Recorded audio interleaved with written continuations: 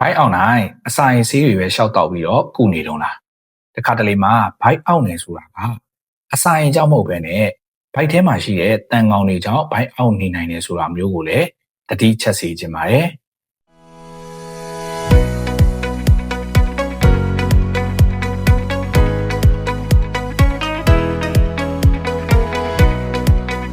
လူတော်တော်များများကတန်ချဖို့ကိုမေ့နေတတ်ကြပါတယ်မိတ်ဆွေရောတန်မချတာဘယ်လောက်ကြာပြီလဲဆိုတာကိုcomment မှာရေးပေးခဲ့ပါဦးတန်မချတာကြာလို့ရှိရင်ဘယ်လိုမျိုးကျန်းမာရေးဆိုးကျိုးတွေဖြစ်လာနိုင်မလဲတန်ချခြင်းအပြင်ဘယ်လိုမျိုးကျန်းမာရေးကောင်းကျိုးတွေရရှိနိုင်မလဲဆိုတာကိုကျန်းမာရေးဘုဒ္ဓအနေနဲ့ဝေမျှပေးချင်ပါတယ်တန်မချတာကြာလို့ရှိရင်ဘယ်လိုမျိုးကျန်းမာရေးဆိုးကျိုးတွေဖြစ်လာနိုင်လဲဆိုလို့ရှိရင်တော့ကျွန်တော်တို့ကဒီစားတောက်လိုက်တဲ့အစာအာဟာရပေါ့နော်အဲ့အစာအာဟာရတန်ဖိုးအားလုံးကိုကျွန်တော်တို့ကိုယ်တိုင်ကမရရှိတော့ဘဲနဲ့ဗိုက်ထဲမှာတန်ကောင်တွေရှိနေမယ်ဆိုရင်ဒီတန်ကောင်တွေကလူစားသွားတာပေါ့နော်သူတို့ကလူစားသွားတာဖြစ်တဲ့အတွက်ကြောင့်ကျွန်တော်တို့ကအာဟာရပြည့်ဝမရရှိတာမျိုးတွေ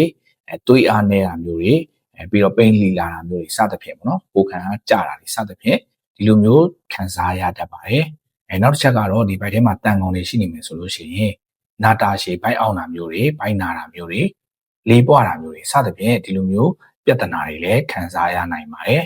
နောက်ထပ်ဆိုးတဲ့တစ်ချက်ကတော့ဒီတန်ကောင်တွေဗိုက်ထဲမှာများလာပြီဆိုလို့ရှိရင်ပေါ့နော်ဦးလန်းကြောင်းမူဒဏ်ရာရစေတယ်အရေးအတွက်ပိုများလာပြီဆိုလို့ရှိရင်တော့ဦးပိတ်တာတွေဒီကိုဖြစ်နိုင်တဲ့အတွက်ကြောင့်မလို့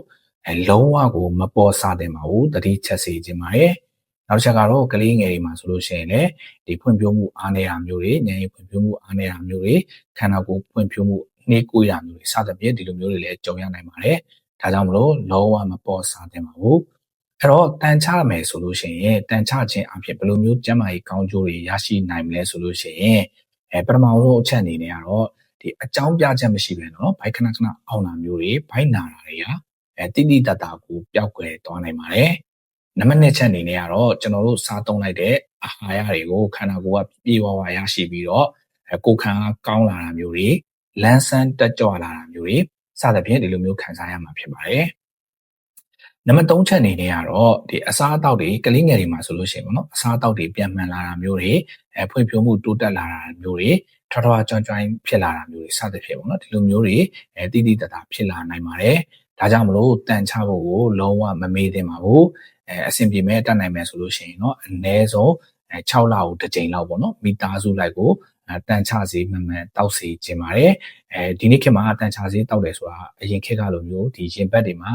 ထုံးနေတဲ့ line 3 line တားတာမျိုးတွေစသဖြင့်ဒီလိုမျိုးတွေလုပ်เสียမလို့တော့ပါဘူးအရန်ကိုလွယ်ကူပါတယ်နီးစပ်ရာစီးဆိုင်ကြီးစီကံလေးတွေမှာတွားပြီးတော့တိုင်ပင်လို့ရပါတယ်တန်ချခြင်းလို့ဆိုတဲ့အကြောင်းတန်ချစေဝယ်ခြင်းလို့ဆိုတဲ့အကြောင်းတေချာလေးတိုင်ပင်ပြီးတော့တန်ချစေမှန်မှန်တောက်စေခြင်းပါတယ်အားလုံးပဲဒီတန်ကောင်အနေရနေကင်းဝေးပြီးတော့ကျမ်းမာပျော်ရွှင်တဲ့မိသားစုဘဝလေးတွေကိုပိုင်ဆိုင်နိုင်ကြပါစေခင်ဗျာအဲဒါဆိုရင်တော့ဒီနေ့ဗီဒီယိုလေးကနေနှုတ်ဆက်လိုက်ပါတယ်အားလုံးပဲကျမ်းမာသောခန္ဓာချမ်းသာသောဘဝတွေကိုပိုင်ဆိုင်နိုင်ကြပါစေနောက်ဗီဒီယိုတွေမှာပြန်တွေ့ပါမယ်ကျေးဇူးပါ